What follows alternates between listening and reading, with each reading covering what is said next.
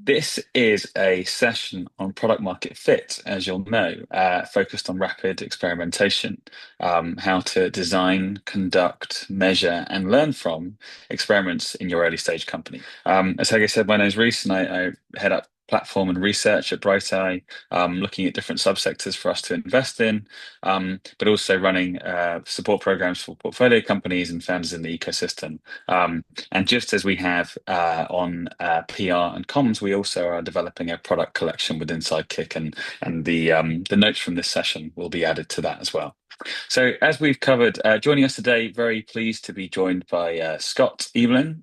Scott, would you mind giving us a quick hello and introducing yourself? I'm Scott. I'm currently VP of product at Monzo. I've been in product management for almost 25 years, working across some very large tech companies and some startups as well. Looking forward to the conversation. Awesome. And very pleased to also be joined by Pavlo Pedenko. Same question to you, Pavlo. Hey everyone, I'm Pavlo. I'm a co-founder of Mathema, which is an online math school for kids. And before that, I led product at MacPo, which is the largest independent Mac software developer in the world. And prior to that, I led the first growth product for Preply, which is a massive online language tutoring marketplace. And more recently, I had a 3 years long gig with Wise, where I worked across multiple functions for both businesses and personal customers.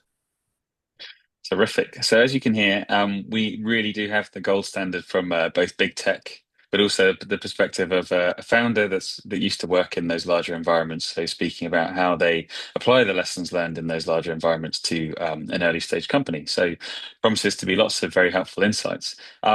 So just to kind of set us up, we'll try to keep these sessions relatively succinct and high value, hence the 45 minutes in length.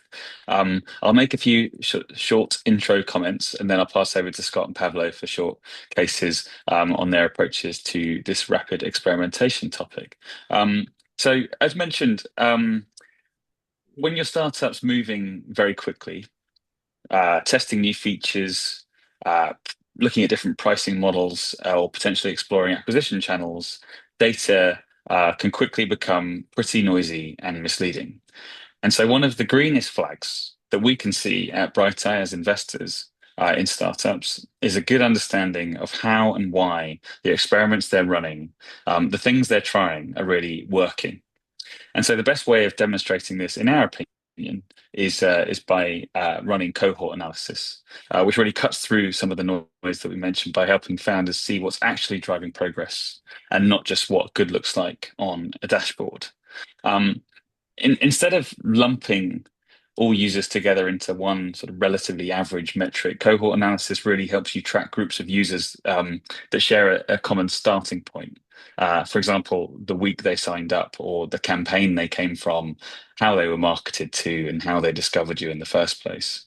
And that time element allows you to really see how each cohort is behaving over time, revealing whether your experiments are working, leading to real lasting improvement, or whether it's simply leading to a short-term spike in interest. Which I guess is one of the differences in some ways between like marketing and growth. So for founders, this is really important for four main reasons. Firstly, it helps you turn what can feel chaotic into some clarity. You can tell whether growth is coming from new acquisition or stronger retention. Naturally, retention is another very green flag for us, as I'm sure you're aware already. The second point is that it really surfaces what seems to be working for you, so you'll know which experiments are creating sustainable engagement and not just those temporary exciting spikes. Um, the third point is that it helps to guide your decisions to make them even smarter. So you can understand which cohorts have behaved in certain ways, double down on the experiments that have really looked like they've worked for you, and also help you understand if you should be pivoting a bit more early than perhaps you might have realized. And then the final one, as I mentioned right at the start, is it really does build investor confidence in you as a team, because it shows that you are good at designing things that are changing user behaviors and interaction with your products over time. And that, of course, shows promise that over time, as you come across challenges and as you realize, as you try to sort of scale through different growth channels, you'll really be able to work out which bits are working for you. Um, so, sorry, just getting a phone call, which is very loud in my ear. There you go. With that said, very, very pleased to hand over to our brilliant speakers, and I believe Scott is going to be kicking us off. So Scott, over to you. Yes, I think a good place to start today is to actually reflect on uh, what I can offer that ChatGPT cannot, because there's so much good insight on experimentation from LLMs. And one of the things that I realized is reflecting on my time experimenting in a lot of different organizations is that most of what applies in one organization is totally irrelevant in a different circumstance. So if you go to the next slide, this was a view I had at Google when we were running experiments on the search homepage. And this is over 10 years ago at this point, but here we've got billions of queries. We've got hundreds of experiments running in parallel. We've got lots of precision on the experiments that we're running. And almost none of that is relevant today in my day-to-day of running experiments at Monzo. So if we can't take those insights from one organization and apply them elsewhere, a better starting point may be to reflect on some first principles of experimentation. And if we go to the next slide, I want to talk a little bit about why we run experiments. I think oftentimes for product development processes, people just look to Silicon Valley and copy what other people are doing. But stopping for a moment and reflecting on the underlying needs and the first principles can be really instructive. So the first theme about why it's important to run experiments, as Reese sort of alluded to in his introduction, is it's part of a good product development process. Um, it is a myth to think that you can have the sort of the visionary founder that drives product. Um, the likelihood that your company is one of those with a Steve Jobs is almost infinitesimally small. And every single great product development company I've been in has a really rigorous process for building things. And experimentation is just one step towards that, one part of that process. A second aspect of the rigorous process is the fact that it's hypothesis driven. If you go back one slide, we'll stay on the first point. And it can be really easy to get wrapped up in what a founder or a board member thinks is important. But if you can articulate what you are trying to test as a hypothesis, that can keep the team really focused on your outcomes and your goals. And finally, on process, experimentation touches on the full aspect of the product development life cycle. In early stage companies, people oftentimes really focus on the ideation to launch and realize that's only half of the process. From launch to iteration and experimentation and learning is part of the full cycle, and experimentation really focuses on that. If we move forward, the second theme is it's quantitative. I think this is probably what people think of most with experiments. But maybe just to highlight some nuance here, many companies spend a lot of time thinking about the metrics that they care about, but oftentimes those metrics are lagging. And experimentation is really good for leading indicators or leading metrics. And so if you can get an early signal on what are the numbers that you can move and can move early, that will help you move quickly in finding progress towards those longer term goals. Another aspect of the metrics here is the fact that it's really important to understand the underlying trends. Oftentimes there's seasonality or cyclical natures, whether by hour, by day, by week, or by month. And a rigorous focus on experimentation will allow you to more deeply understand that. And finally, there's obviously a direct connection to impact. If you're doing experiments on something that's not significant or something that can really get to significance very quickly, that's a very clear indicator of where you can have impact on the business. And the final theme about why it's important to run experiments is it just establishes a very strong customer connection. It's one of the most obvious ways to see what you are doing and how that influences customers. Another important aspect here is you will really quickly determine that certain customers respond well or respond differently to the different experiments. And that's an early indication of some natural segmentation, which is really critical to finding product market fit. So hopefully this gives you a little bit of a perspective on or approach to thinking about why we should run experiments.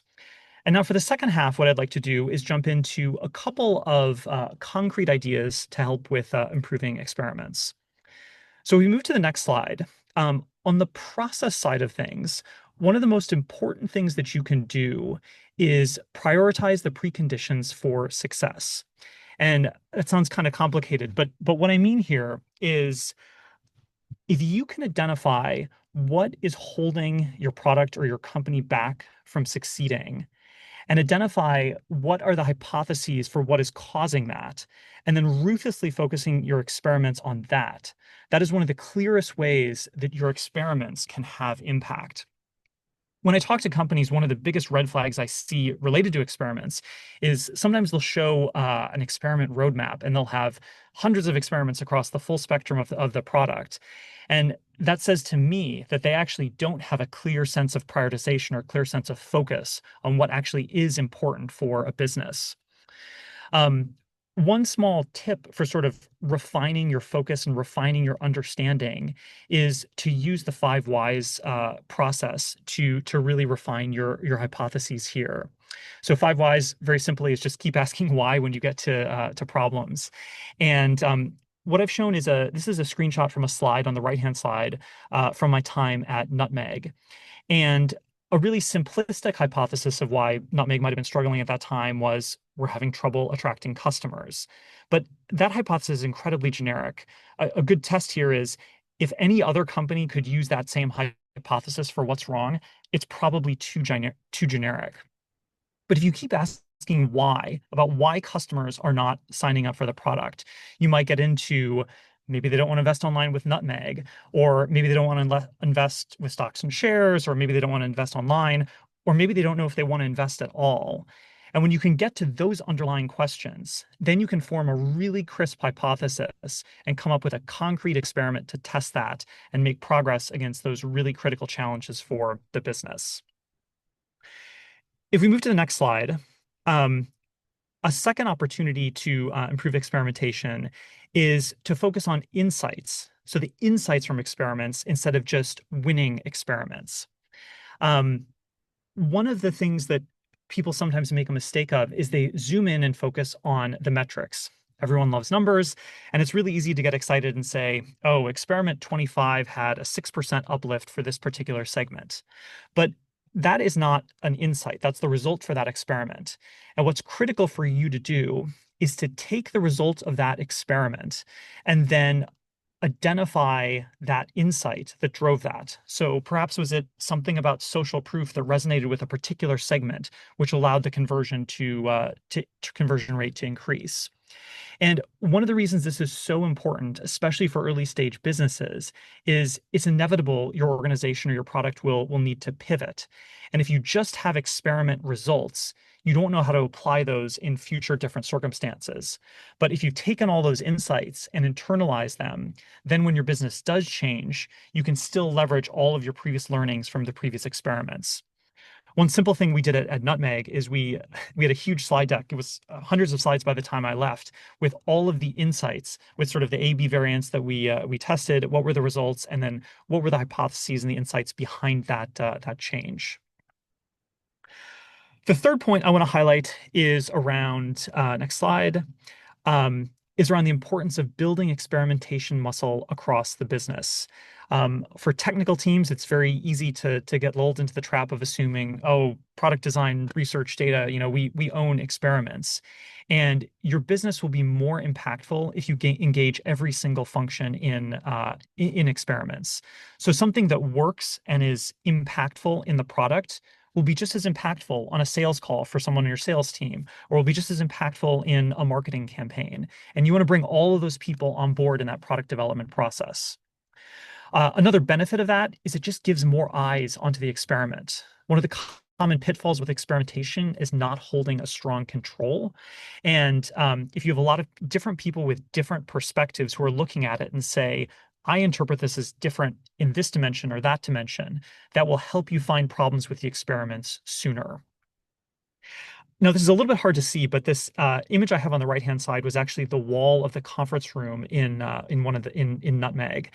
And what we had was we actually had the entire funnel printed out with data points on the conversion rate at every single screen, along with different hypotheses people had in different colored post-it notes and different experiments that we'd run previously. And by putting this in one of the two conference rooms we had at that time, it really drew everyone's attention to this focus on experimentation, and encouraged everyone to think about that and reflect on what we could do better or do differently. Finally, one little quirky point here. We also, just to make this more fun, we had a little bit of betting on the experiment. So every time a team was about to launch an experiment, they'd send something around to the whole company, and everyone had a chance to bet a little bit about which was likely to be the successful experiment. What was great about that is it got people to really buy in and think deeply about it, even if there was nothing really at stake behind those small little wagers. So hopefully those three concepts will help as some concrete ways to improve your experimentation. There's so much to cover on this topic that I didn't have a chance to cover a lot of detail or cover all of the details. But just to touch on a few things that I think are particularly interesting. One is natural experiments. These are situations where, for example, maybe you send the wrong marketing message to the wrong segment, or part of your product is broken for a period. This seems like it's a mistake. It seems like a lost opportunity. But the real value there is if you can find these natural experiments, do a little bit of analysis, and you can get even more velocity for learning in your business. Just in the interest of time, to pick out maybe two others here. I think thinking about the time or the expense of experiments is really valuable. If you can become more efficient and faster at running experiments, that's going to give you more impact. So it's worth reflecting early on how long it takes to run experiments and trying to improve that metric over time. And then the final point is experimentation is not a silver bullet. Experimentation does not work at all points. I think Pavlo may speak more on this point next, but it's great to sometimes break free of local maxima or a failure state by just doing something totally different and not experimenting with it. That leverage can really make an impact. So in the interest of time, just to wrap up, hopefully the first principles thinking about experiments, about this is a part of a rigorous development process, and the fact that they're quantitative insights that help build deeper understanding of customers provides a good baseline for approaching experimentation. And then there's three concepts I talked about finding the hardest precondition, focusing good theories on that, trying to generate insights from successful experiments, not just the numbers that come out of those, and finally engaging everyone in the business. Hopefully the three of those things will help with more effective experiments for your organization. Yes, that was brilliant, though. Thank you very much, Scott. Also, like the idea of making the experiments fun and within the team by launching wages and that kind of thing. I hadn't heard that before, so very cool concept and lots of very valuable takeaways. And I'm sure there will be lots of questions to come, but just to flag, yeah, there'll be time for that at the end. But very pleased to hand over to Pavlo for his perspectives. All right. Well, just as I said, my name is Pavlo. I'm a co-founder of Mathema, which is an online math school. Prior to that, I led products in multiple organizations, and more recently, I was advised where I led several projects across areas like personal and business payments. And today, I'm gonna speak about experiments. Surprise, surprise. I've spent a good part of my career in product running experiments for company of various sizes, and I firmly believe that most companies don't need to run more experiments, and they actually need to focus on running less experiments and build more conviction in what they run. Uh, the reason being, experiments are expensive, slow, and they're often used to hide a lack of confidence in product decisions. Quite often, people who do poor product work, they try to hide the result, the outcomes of their work behind experiments. But oftentimes, still, experimentation is the only way for you to build confidence in the product work. And if you really need to run one, make sure your experimentation process aligns with your company stage. So here I tried to put together a framework of how I reflect on the experimentation processes across organizations I was privileged to be a part of. And I worked in the orgs of all sizes, like small companies under 1 million ARR and post-IPO enterprise fintechs with a lot of regulatory scrutiny. And what I found out is that you could make any kind of mistake in any kind of environment. Like for instance, in Macpore, where I led as a product called Setup, we were an early stage company. We had very little traffic because we were targeting a very particular segment of customers. It was effectively a marketplace for Mac software. And it was absolutely impossible to run experiments. Still, we were trying to run some, even though we were super low on traffic. We had no idea how to acquire it. We had no idea how to scale it. And our solution to that was let's try to prioritize only needle movers. Let's try to focus on experiments that could potentially move the needle. There is no point in running more experiments. We only have capacity to run 4 or 5 of them in the quarter. So let's try to make sure that we use our traffic wisely. And then we realized that even that was not like an answer to that, because obviously we were struggling to come up with ideas that were actual needle movers. So we decided to pivot from the traditional A/B testing to what is called multi-armed bandits. It's basically a different testing strategy where you don't necessarily test one variation versus another variation. It's a strategy where you use a lot of variations simultaneously. You do not necessarily understand what works better. What you know is that the algorithm maximizes a winning combination, a winning sequence to deliver the results that you want to deliver. Let's say you want to optimize your conversion into sign up, and you have 32 variations of your landing page. You do not necessarily know when and why algorithm shows a particular landing page. What you know is that algorithm optimizes for the most efficient variation to maximize your win rate on signups. Uh, uh, the challenges with that is that you don't really know why a landing page A works and why landing page B doesn't, but it gives you the results that you wanted. Then at Praply, massive work. I joined them when we were more than 100 people already, and we were scale up, very good data-driven environment, incredible A/B testing infra. I've never seen anything like that, neither before nor after. Lots of traffic. And we tested pretty much everything we wanted. Basically, we were not even allowed to make a change in the footer uh, without running a test on that. And obviously, this strategy came with a cost. So it was just expensive to run so many experiments. And the problem with that was that even though our winning rate was around 10-15% on average within a year, still the positive impact of this test was offset by the negative impact of all the tests that were losing. And Wise post-IPO enterprise with a lot of regulatory limitations, we were effectively not running a lot of A/B tests. The reason being is because under a regulatory scrutiny, you have a lot of limits of what you can experiment on and what you can't. And we only ran A/B tests where our regulatory setup was allowing us to do so, or where we were really struggling to build product conviction on the change we were about to ship. So the challenge with that approach is that obviously you still needed to understand the impact of the changes you made. So we had to run a really expensive post-launch analysis that would take weeks and weeks to accomplish, but it's another strategy that you could employ. And with my current company, Mathema, we are very early stage. We don't really have reliable infrastructure. We had a lot of unstable manual operations when the outcome of them is being effectively driven by a human factor.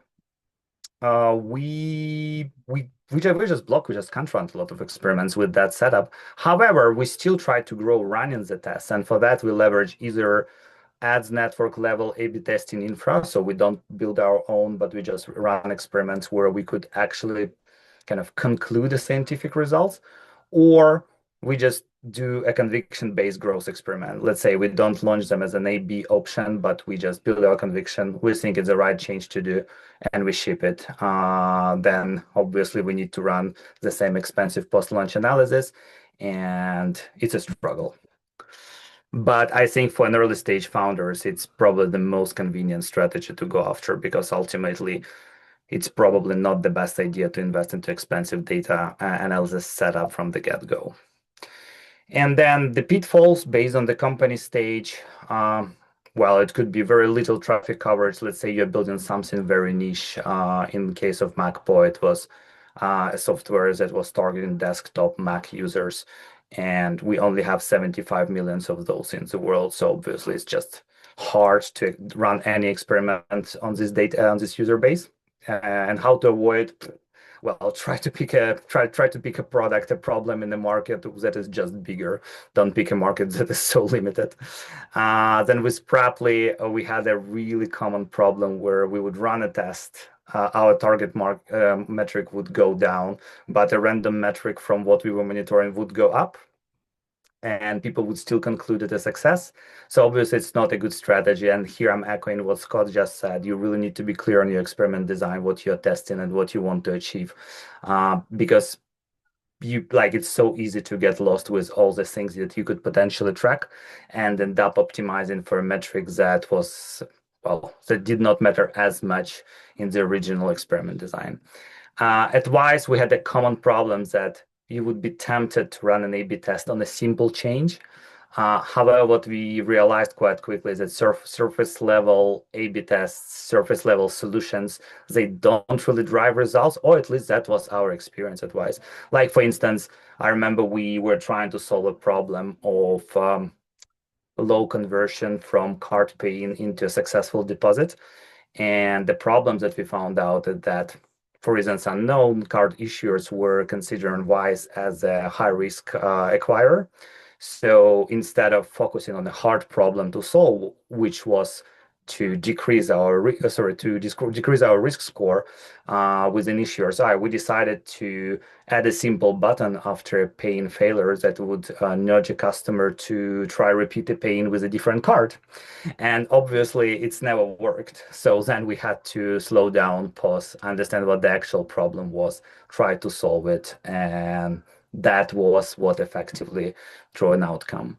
And with Mathema, or with my current company, I think the main problem with experimentation that we have is that we declare something a failure without properly testing it. Obviously, when you're a small company, you don't have a resource to build every experiment properly. So you need to kind of cut corners here and there. And sometimes it's just a poor experiment execution that drive poor outcomes, not necessarily the hypothesis itself that stood behind the experiment. And here I have a few case studies. I'm gonna probably only show one, which is one of my favorites, how we transformed Praply from being a single transaction marketplace business to being a subscription company. And for context, Praply, it's a marketplace for language tutoring. We, back in the day, struggled to increase retention. And as I joined as their first growth PM, I was basically handed this problem to solve. And we had this core hypothesis, which was if we get customers to commit to a subscription, we can improve retention. Obviously, even the sound of this hypothesis, the way it is formulated, makes me cringe, and I'm really not proud of this one. But that's exactly how we thought about it at that time. So I decided to, be very open in the way we thought about it back then, just to show you how we actually approached this product change. And we knew we were really chasing a really hard goal, improving retention. It's like always hard, regardless of the products that you are trying to build. So we knew it's going to be hard. So we decided to time box our effort right away. We committed to make a change within 3 months. And we knew that that's the only we need to deliver result within this time frame. We had no clear idea what we wanted to build. We wanted to explore all the potential subscription related opportunities within the business. And we had to start with just internal discovery, trying to understand what people think about subscription as a concept within Preply. And ultimately, what we did is that we interviewed all the stakeholders that were relevant to this change and came up with multiple directions of how the product could potentially evolve from the position where we stood at. And we came up with 6 different hypotheses, starting with Preply Basic, which was effectively a content subscription, ending up with Preply Prime, which again makes me cringe when I read it today. But back in the day, sounded to us like a good idea, which was effectively the idea behind Preply Prime was giving our customers a premium access to support, a premium access to tutors that would otherwise not be available to a wider population of customers. So we came up with all these ideas and we sort of put them together on the frameworks that we invented specifically for this exercise. And within this framework, we had multiple criteria we tried to use to evaluate every idea we had on the table. Those were strategic value, users value, easiness to test, current business disruption risk, product fit, and tech fit. And we tried to score every idea by every criteria from 1 to 3, where 1 was the lowest and 3 was the highest score. And ultimately, we ended up with having subscribed to a tutor idea to experiment with, which again sounds obvious to me right now when I'm presenting it, but back in the day it wasn't. And we decided to just try and build it within the 3 months that we had left to build it. And it took us, just think about it, let it sink in. We took us 14 iterations of this experiment and 6 months to get it right. We experimented with bundling, pricing, nudging. Uh, we experimented with pretty much every like building block of this flow in order to make it. And eventually, it's worked. And eventually, we scaled it to 100% of customers within Preply user base.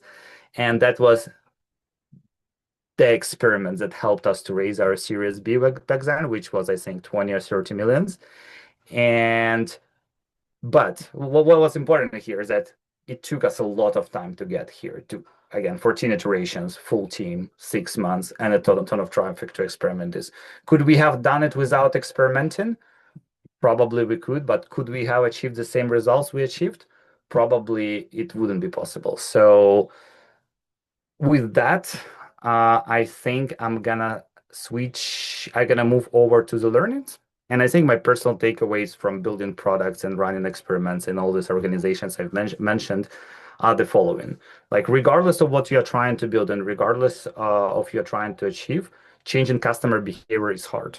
So if you're trying to experiment on your onboarding, it's one thing. If you're trying to experiment with your retention, it's a completely different thing. So make sure that you optimize for the metrics that you can actually move. Some products were just not designed for recurrent use case. So if in these products you will optimize and experiment for retention, you might end up just boiling the ocean. Be careful with that. And no, not all products are equal. In my current business at Mathema, we have strong retention, not because we built a great product. In fact, we didn't have a product and we already had a good retention. It's just because learning math is the recurring use case, right? It's just impossible to do it quickly. So customers come back for more regardless of the quality of your product. Where, just as an opposite example, business models like experts or mentors marketplaces normally have a very low retention because customers do not commit to a recurring usage of these products. So that's me, and thanks for having me today. Terrific. Thank you very much, Pavlo. That was incredibly dense as well, which is really, really, really valuable information. And really like the how to avoid issues section on on the slides. It felt super practical. Anyway, I've seen a few sort of questions coming through. One from Khan regarding how to approach experimentation at the very early stages when user volume and engineering capacity are relatively limited.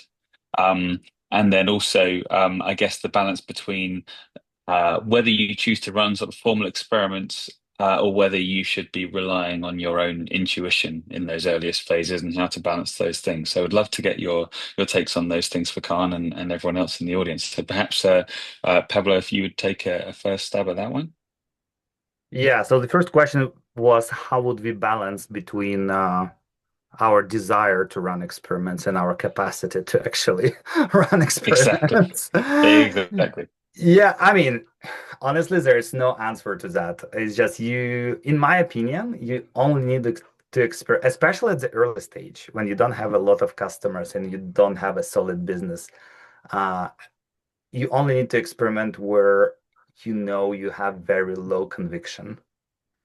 Because when you're early stage, like for instance with Massima, we now have what, 13, 14,000 customers, and Mm. we only led them to sign up by themselves, like basically to onboard them by themselves after we reached like 10K paying customers. Before that, every customer was hand-holded into the product. We had like Wow. no onboarding. We had like no, like a customer was not able to sign up, period. The reason being because, well, we were focusing on what we saw was important in the product, and we didn't focus on anything growth related. Was it a good strategy? We don't know. Could we have done it like differently? Probably we could have, but that's the strategy we took. And I think, in my opinion, especially when you're super early stage, two things that you need to do is to run as few experiments as possible. Like you don't need to run a lot because you don't have resources, you don't have traffic. Like you start acquiring traffic from Meta or Google, you get ripped off straight away. You don't know how to optimize traffic. You have no analytics. You have no analytics in the under the hood of your business. So you just end up being screwed really if you run a lot. But what you really need to focus on is like talking to customers and understanding what moved the needle for them. Like again, I'm gonna take Massimo as an example here. What we realized quite late in the process of building this business is that moms care way more about a schedule of a kid than they care about a particular tutor their kids study with, because moms effectively think in this kind of time blocks. Let's say they imagine the calendar in front of them and they know that, hey, here is a time slot where my kid needs to learn mathematics or like needs to do a dance class or like whatever they need to do, but they think in time slots. And whenever we change a time slot, that's a massive disruption for them because they need to reorganize their life around this calendar. So instead of selling them a tutor, what we are selling to them is that we're selling them their free time. We are selling them a very convenient calendar management. And obviously, we need to have good enough with tutoring, right? We need to solve the problem, but they don't hire us because we give them a good tutor. They hire us because we keep their schedule stable and coherent, so they don't need to make a change. Yeah, awesome. That's a really, really, really interesting insight. We've got multiple cases in the portfolio where companies have looked to expand internationally and then realized sort of what specific aspect of communications or their value proposition is really working in the new market versus what they had in the previous market. And it's a very sort of sometimes really slim nuance, but a really powerful one. So Scott, the same kind of question to you. How do you decide whether an experiment's worth running or whether your intuition is potentially, strong enough. And then a part B is I've seen several questions coming through on the tools. So if you'd be interested in commenting on a few of those, that'd be helpful. Yeah. So in terms of when to approach using experimentation, I actually think those questions I asked up front about why run experiments are a useful checkpoint. And it's worth reflecting on, are we running experiments because we want to add some additional process, or are we adding it because we want the quantitative results from it? Maybe you just need the process and you recognize that the numbers aren't going to come back with any significant, but it's still worth building that muscle. Um, to the question of, do we get experiment versus our intuition? Um, I'd encourage you to think about maybe the numbers themselves and say, is the intuition of one person, the CEO, or the intuition of 10 people, the employees, more or less valuable than the insights we get from 100 user studies or 100 or 1,000 data points we get from a imperfect experiment? And I think oftentimes you maybe want to, if you can do lightweight, fast experimentation, it may not be statistically significant, but it's probably going to be a little bit more signal than you can get from just the gut feel that came from 100 or 10 customer conversations. And then on the tools point, I love to comment in the chat, but I'm not religious on this. I think you should pick the tools that your team feels most comfortable with. If your team can be 10% more effective with a tool that they've used before, that's probably worth it. That said, there's always new players coming into the space, and so it's worth asking around for your peer companies about what they're doing, and try some of those tools. I also saw a comment in there about AI tools and how to use that. Um, I don't have a solution here, but one of the things I've been playing with is feeding some of the previous experiments into Notebook LM, feeding in some data Mhm. on behavioral research, and then saying, here's some potential experiments or hypotheses we're going to run. What do you think is going to come out of that? It's not perfect yet, but like it's worth having a conversation with some of these systems to see what works. Yeah.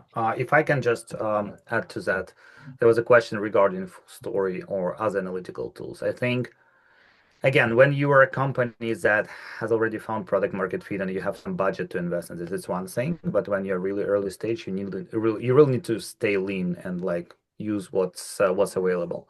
So I think if you want to stay lean, your stack should be Google Analytics, then Clarity, then you need clarity from Microsoft, like incredible software that allows you to record every session. Moreover, you could even like link every customer within your product to like recording in Clarity. So for every customers, and in the beginning you don't have a lot, you could kind of look at their steps, what they saw, what they clicked, um what they typed in, and that could give you a good understanding of how the product actually works.